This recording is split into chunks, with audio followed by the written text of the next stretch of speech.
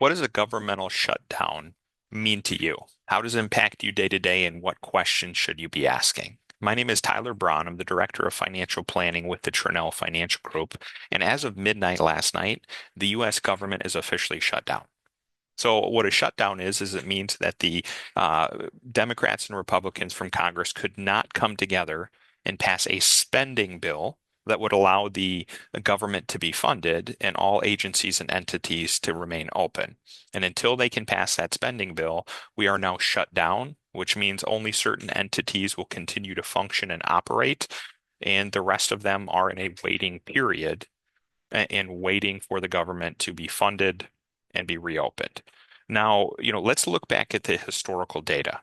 The government since 1975, so over the past 50-year time period, has shut down on 20 different occasions. What's interesting about this is the average duration of those 20 shutdowns is 8 days. So typically, on a historical scale, shutdowns or shorter by nature is all entities need to get the government up and running again.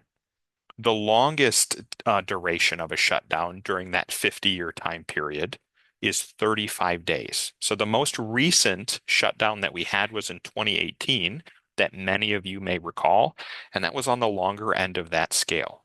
So as I had mentioned before, when you need to look from a 30,000-foot view at what a shutdown means for you individually, right, in your portfolio and the economy and the stock market, historically, it's usually a mute issue.